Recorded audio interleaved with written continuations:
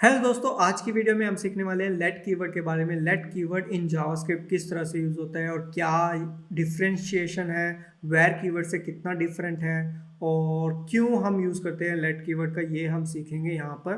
तो late keyword basically introduce हुआ था 2015 के अंदर ES6। ये है ECMA स्क्रिप्ट 6th वर्जन कह सकते हैं।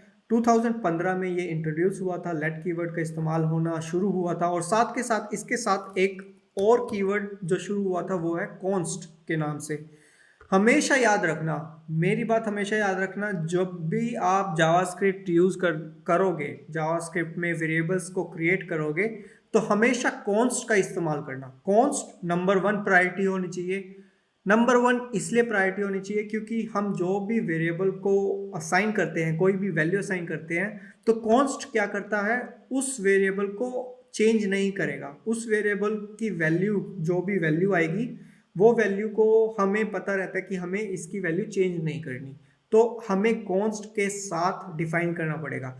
अगर हमें कई बार ऐसा लगता है कि हमें वैल्यू को चेंज करना पड़ सकता है, फॉर एग्जांपल मैं लेट कीवर्ड के साथ मैं एक वेरिएबल को डिक्लेयर करता हूं टोटल मार्क्स। टोटल मार्क्स के नाम से एक वेरिएबल डिक्लेयर करता हूं। वहां पर हो सकता है कोई नया सब्जेक्ट आ जाए, नई सब्जेक्ट की वैल्यू आ जाए, तो हम क्या यूज कर सकते हैं, लेट कीवर्ड। अगर मुझे पता है कि उसकी वैल्यू चेंज नहीं होनी, एक बार मार्क्स आ गए एक पर्टिकुलर सब्जेक्ट के तो उसकी वैल्यू चेंज नहीं होनी, तो वहां पर हम कॉन्स्ट का इस्तेमाल करेंगे किसी भी पर्टिकुलर सब्जेक्ट के वेरिएबल को क्रिएट करने में। इसको मैं प्रैक्टिकली सिखाऊंगा, ज़्यादा फिक्र करने की जरूरत नहीं है। मैं सीधे सीधे बताना चाहूंगा कि ये 3 पॉइंट्स हम कवर करने वाले हैं इस ट्यूटोरियल में। 3 पॉइंट्स। ब्लॉक स्कोप, जो कि लेट कीवर्ड एक ब्लॉक स्कोप है। कैन नॉट बी रीडिक्लेयर्ड, हम दोबारा से रीडिक्लेयर नहीं कर सकते। जैसे हम वेर कीवर्ड का इस्तेमाल करते हुए रीडिक्लेयर कर सकते थे, वैसे हम रीडिक्लेयर नहीं कर सकते। इसका एडवांटेज होता है, इसका एक एडवांटेज होता है जिसकी मदद से हम फंक्शनैलिटी, अपनी कोडिंग को एक अच्छे से समझ पाते हैं। मैं एक छोटा सा एग्जांपल देता हूँ। मैंने यहाँ पर अपना नाम लिख दिया, राइट। अब यहाँ पर जो मैंने नाम लिखा है वो बाहर, इसके ब्लॉक के बाहर एक्सेस नहीं होगा। अगर मैं इसकी वैल्यू जो सागर लिखी है मैंने, वो बाहर, इस ब्लॉक के बाहर वो चलेगी नहीं। अगर मैंने इसकी वैल्यू यहाँ से उठा के यहाँ पर कर दी तो ये बाहर चलेगी, अंदर नहीं जाएगी इसकी वैल्यू। तो लेट कीवर्ड का यही इस्तेमाल होता है। आपने देखा होगा कि डिफरेंट क्लास में डिफरेंट डिफरेंट बच्चे हैं, डिफरेंट क्वालिफिकेशन के बच्चे हैं। जिसने पास की हुई है 5th क्लास तो वो 6th क्लास में बैठता है, जिसने पास की हुई होती है 10th क्लास तो वो 11th क्लास में जाकर बैठता है।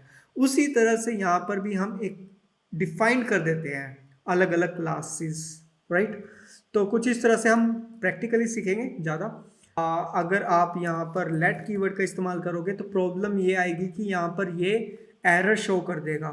एरर इसलिए शो कर देगा, हमेशा जो असाइन करी है हमने वैल्यू, वो हमेशा लास्ट में आती है, उसके नीचे आएगी, डिक्लेयर करने के बाद आएगी। एक वेरिएबल को नाम दे देते हैं नेम के नाम से, तो इसको कहते हैं हम, तो इसको कहते हैं declaring a variable, declaring a variable. और जो ये हमने वैल्यू को असाइन किया है इसको कहेंगे assigning a value to a variable. तो कुछ इस तरह से हम असाइन करते हैं। तो ये एक छोटी सी चीज़ थी जो मुझे बतानी थी। यहाँ पर हम लेट का इस्तेमाल करते हुए बहुत सारे एग्जांपल्स करेंगे। Let's get started with me. और बिल्कुल बेसिक से, बिल्कुल स्टार्टिंग से हमें सीखना है। ब्लॉक स्कोप पर आएंगे। सबसे पहले ब्लॉक स्कोप होता क्या है इसको जान लेते हैं। तो सबसे पहले तो मैं लेट कीवर्ड के साथ एक डिफाइन कर देता हूँ वैल्यू को, x इक्वल टू 1। अब मैं इफ स्टेटमेंट लगाता हूं इसमें। इफ स्टेटमेंट में एक कंडीशन दे देते हैं, इफ x इक्वल टू 1, अगर x की जो वैल्यू है वो 1 है, यहां पर मैंने वैल्यू 1 दी हुई है एग्जैक्टली, राइट। तो उसकी वैल्यू इक्वल टू 1 है। ये यहां पर कोई भी स्टेटमेंट डालूंगा वो स्टेटमेंट चलेगी ही चलेगी। अब एग्जांपल ले लेते हैं, कोई भी वैल्यू को डिस्प्ले करवाना है हमने, तो एग्जांपल ले लेते हैं, राइट। यहाँ पर मैं आईडी दे देता हूँ नेम, राइट, और inner HTML equal to double quote के अंदर यहाँ पर वैल्यू दे देता हूँ मैं मैथ्स, राइट। और यहाँ पर हम इसको डिस्प्ले करवाने की कोशिश करेंगे, देखते हैं कि क्या इसकी वैल्यू डिस्प्ले होगी कि नहीं होगी। और यहाँ पर मैं आईडी दे देता हूँ इसको सब्जेक्ट्स नेम, सब्जेक्ट नेम। यहाँ पर सेम टू सेम आईडी के नाम से यहाँ पर मैंने आईडी दे दी है, और इसको रिमूव कर देते हैं फिलहाल के लिए, सेव कर देते हैं फाइल को। और अब देखते हैं कि इसको रन करके कि क्या वैल्यू नज़र आएगी हमें, ताकि हमें पता लगे कि कुछ इस तरह से आती है इसकी वैल्यू। अभी मैंने अपनी फाइल को ओपन नहीं किया। अब आप देख पाओगे लेट कीवर्ड इन JS, ये हमारी फाइल है, राइट। और यहाँ पर हमने वैल्यू प्रिंट करवा दी मैथ्स। इसका मतलब यहाँ पर वैल्यू प्रिंट हो चुकी है, ये कंडीशन ट्रू है। इसका मतलब यहाँ पर अगर मैं वैल्यू 2 कर देता हूँ x की, तो अब देखना इसकी वैल्यू क्या आएगी। इसकी वैल्यू आएगी ही नहीं, शो नहीं होगी ब्राउज़र के अंदर। तो ये एक बेसिक सा छोटा सा एग्जांपल मैंने लेकर चला हूँ, राइट। और अब एक और चीज़ यहाँ पर करने वाले हैं हम, वो क्या करेंगे कि लेट कीवर्ड यहाँ पर डिफाइन करेंगे। लेट कीवर्ड यहाँ पर डिफाइन करते हुए x की वैल्यू हम यहाँ पर 3 कर देते हैं, और यहाँ पर मैं इसकी वैल्यू ट्रू कर देता हूँ, राइट, बाय डिफ़ॉल्ट ट्रू कर देता हूँ। तो यहाँ पर देखते हैं कि इसकी वैल्यू प्रिंट होगी कि नहीं होगी, जो x की वैल्यू है वो प्रिंट होगी कि नहीं होगी। 3, यहाँ पर नंबर सिंपल नंबर 3 दे देते हैं, और यहाँ पर मार्क्स दे देते हैं फिलहाल के लिए मार्क्स 3, सब्जेक्ट मार्क्स 3। हम एक और आईडी से डिफाइन करेंगे पैराग्राफ एलिमेंट के साथ, सब्जेक्ट मार्क्स। तो आप देख पाओगे कि इसकी वैल्यू रन हो चुकी है, इसका मतलब यहाँ पर वैल्यू 3 आ चुकी है। अगर मान लो मुझे यहाँ पर मैं क्या करूँगा, x की वैल्यू प्रिंट करूँगा। x की वैल्यू क्या आएगी, x की वैल्यू 1 आती है।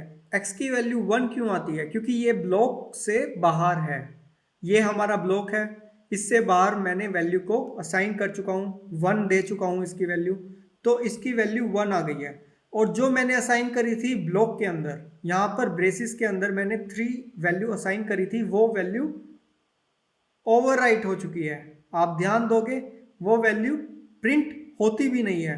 क्यों नहीं होती, क्योंकि हम इसकी वैल्यू यहाँ पर ओवरराइट कर रहे हैं सेम टू सेम इसी सब्जेक्ट मार्क्स के अंदर। यहाँ पर 1% मैं इसको अलग अलग से आईडी दे देता हूँ। ये हमारी सेकंड आईडी दे दी है मैंने, और यहाँ पर सेकंड आईडी दे दी है।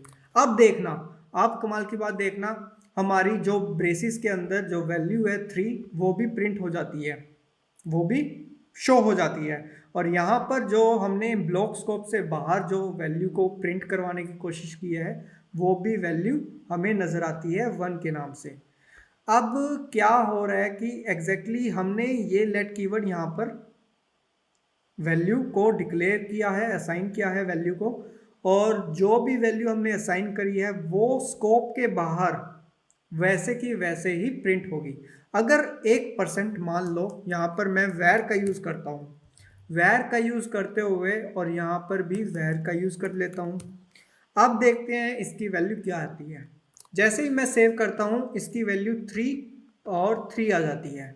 ऐसा क्यों होता है, क्योंकि वैर कीवर्ड है, जो वैर कीवर्ड होता है वो एग्जैक्टली कहीं पर भी इस्तेमाल कर सकते हो, तो वो ओवरराइट करेगा ही करेगा। वो हमेशा ये जो ब्लॉक स्कोप होता है वो देखेगा नहीं, वो परवाह नहीं करेगा ब्लॉक स्कोप की, वो सीधे सीधे लाइन बाय लाइन एग्जीक्यूट होते होते वो ओवरराइट करेगा वैल्यू को। अगर उसकी value same to same variable के नाम से हमने कोई भी प्रिंट आउट दिया है, प्रिंट करवाया है, कोई भी शो करवाया है डाटा, तो वो ओवरराइट करेगा। अगर मैं लेट कीवर्ड का यूज़ करता हूं तो लेट कीवर्ड हमें एक आज़ादी देगा, हम उसी स्कोप के अंदर उस वैल्यू को प्रिंट करवा सकते हैं। फॉर एग्जांपल मैंने जैसे ही लेट कीवर्ड यहाँ पर इस्तेमाल किया इस स्टेटमेंट के अंदर, तो जो ये वैल्यू है ये 1 आ गई और जो ये वैल्यू है ब्लॉक स्कोप के अंदर वो 3 आ गई। इसका मतलब जो ब्लॉक स्कोप के अंदर हम वैल्यू पुट करेंगे, जो वेरिएबल्स ऐड करेंगे, वो वेरिएबल्स हम लेट कीवर्ड का इस्तेमाल करते हुए कर सकते हैं। तो कहने की बात यह है कि एक ब्लॉक स्कोप वेरिएबल होता है लेट कीवर्ड, और इसको समझने के लिए हम आगे आगे जितना ज़्यादा प्रैक्टिस करेंगे उतना अच्छे से समझ पाएंगे। और फिलहाल के लिए मैं सिर्फ और सिर्फ इतना ही बताऊंगा। और अब चलते हैं नेक्स्ट पॉइंट पर। वी कैनॉट री डिक्लेयर अ लेट कीवर्ड। जो भी वैल्यू है वो हम दोबारा री डिक्लेयर नहीं कर सकते। इसका मतलब क्या है, अगर मान लो फॉर एग्जांपल यहाँ पर मैं let keyword same to same block में, यहाँ पर मैं सेम टू सेम ब्लॉक में यहाँ पर सेम तरीके से मैं 4 कर देता हूँ इसकी वैल्यू। अब देखते हैं कुछ भी रिजल्ट शो नहीं हो रहा, कुछ भी रिजल्ट शो नहीं हो रहा। और यहाँ पर प्रॉब्लम देखने के लिए अगर हम इंस्पेक्ट करें, तो इंस्पेक्ट करते हैं और यहाँ पर एक एरर आ रहा है। कंसोल में जाते हुए हम एरर को देखेंगे। कंसोल हमारा यहाँ पर है, यहाँ पर मिलेगा। तो यहाँ पर जो एरर आ रहा है हमारा uncaught syntax error, identifier x has already been declared. जो ये let.js की फाइल है अपनी 21 लाइन पर ये एरर आ रहा है। तो हम 21 लाइन पर देखेंगे। 21 लाइन पर ये हमने दोबारा से रीडिक्लेयर करने की कोशिश करी है लेट कीवर्ड का इस्तेमाल करते हुए। तो यहाँ पर प्रॉब्लम आनी ही थी क्योंकि हम ये नहीं कर सकते। अगर हम वैर का यूज़ करते तो वैर के अंदर हम ये ईजिली कर लेते। अगर मैं इसको वैर कर देता हूँ तो अब देखना इसकी वैल्यू प्रिंट हो जाएगी और कोई भी एरर शो नहीं होगा और आपको इसकी वैल्यू नज़र आ जाएगी 3 और 4। तो ये आपको समझना पड़ेगा, थोड़ा थोड़ा आइडिया लगाना पड़ेगा किस तरह से आप वैल्यू को गेट करना चाहते हो, किस तरह से आप सीख सकते हो। और मैं रिकमेंड करूँगा हमेशा वैर का तो यूज़ मत करो, सिर्फ और सिर्फ लेट और कॉन्स्ट का यूज़ करना है। और कॉन्स्ट का यूज़ हम नेक्स्ट ट्यूटोरियल में सीखेंगे। लेट कीवर्ड फिलहाल के लिए हम सीखते हैं। तो हमेशा लेट कीवर्ड का यूज़ करेंगे हम और उसी तरह से हम प्रिंट आउट करवाएंगे उसकी वैल्यू को। अब यहाँ पर ये प्रॉब्लम है, इस एरर की प्रॉब्लम है, तो इसको हटा देते हैं। तो एज इट इज़ जो भी हमें डाटा को शो करवाना है, प्रिंट करवाना है, वो हमें डाटा मिल जाता है कुछ इस तरह से। हम एक ही वेरिएबल के नाम से दोबारा रीडिक्लेयर नहीं कर सकते। अब चलते हैं थर्ड पॉइंट पर। थर्ड पॉइंट है हमारा लेट होस्टिंग। जो मैंने स्टार्टिंग में बताया था आपको वही मैं अब बताने वाला हूँ। लेट होस्टिंग एक्चुअली में कुछ इस तरह से काम करता है। मैंने x को डिक्लेयर कर दिया यहाँ पर और x की वैल्यू इससे ऊपर मैं लिखता हूँ, x की वैल्यू इससे ऊपर मैं x = 1 कर देता हूँ। तो ये एरर शो कर देगा, हमें एरर शो कर देगा। अगर हम इंस्पेक्ट करके देखें तो हमें ज़्यादा समझ में आएगा। जैसे ही मैं इंस्पेक्ट करता हूँ और कंसोल पे जाते हैं और यहाँ पर आपको वो एरर का मैसेज देगा, can not access X before initialization. तो ये लेट होस्टिंग की प्रॉब्लम है। लेट होस्टिंग में क्या होता है कि जो भी हम वैल्यू को असाइन कर रहे हैं, पहले ही इनिशियलाइज कर रहे हैं, वो एक्चुअली में डिक्लेयर नहीं है। पहले हमें डिक्लेयर करना पड़ता है, फिर उसके बाद असाइन करनी पड़ती है वैल्यू को। ये हमेशा याद रखना। सिस्टमेटिक वे में हम सबसे पहले तो डिक्लेयर करेंगे, फिर उसको असाइन करेंगे। और एक साथ भी कर सकते हैं, कुछ इस तरह से एक साथ भी कर सकते हैं, अलग अलग से भी कर सकते हैं, अलग अलग से। ये आपकी चॉइस है किस तरह से आप अपने प्रोग्राम को करते हो। जैसे मैं नीचे लिखता हूँ आपको नज़र आ जाएगा, कोई भी एरर नहीं शो होगा और साथ के साथ आपको वैल्यूज गेट हो जाएंगी कुछ इस तरह से।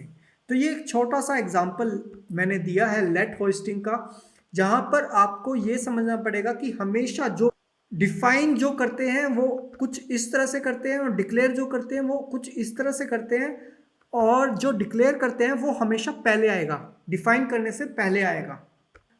यूज़फुल टिप्स है, अगर आप इम्प्लीमेंट करो अपनी प्रैक्टिस में, जावास्क्रिप्ट की प्रैक्टिस में। तो ये एक छोटा सा एग्जांपल मैंने दिया है जावास्क्रिप्ट लेट कीवर्ड का इस्तेमाल करते हुए। और हमेशा ये 3 पॉइंट्स याद रखना जब आप लेट कीवर्ड यूज़ करते हो।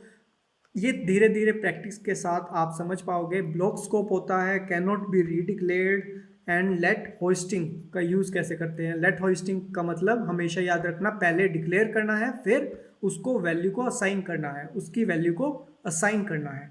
और हमेशा ये याद रखना रीडिक्लेयर नहीं होगा। कोई भी लेट कीवर्ड अगर हम इस्तेमाल करते हैं, अगर सेम टू सेम वेरिएबल के नाम से अगर हम रीडिक्लेयर करते हैं तो वो वैल्यू एरर शो करेगा, वो हमें प्रिंट आउट करके वो वैल्यू नहीं मिलेगी जो हम चाहते थे। तो हमेशा याद रखना कि लेट कीवर्ड दोबारा रीडिक्लेयर नहीं करना। और साथ के साथ मैं बता चुका हूँ अपने एक एक स्टेप को अच्छे से, बिल्कुल बेसिक तरीके से, फंक्शनैलिटी से। होपफुली आपको ये वीडियो पसंद आई होगी। लाइक शेयर कमेंट ज़रूर करना, और हो सके तो मेरी अगली वीडियो ज़रूर देखना जिसमें मैं आपको कॉन्स्ट के बारे में बताऊंगा, कॉन्स्ट कीवर्ड के बारे में। और बहुत शॉर्ट वीडियो होगी वो, और बहुत ईजी तरीके से आप समझ पाओगे। Thanks for watching this video, I hope you liked it.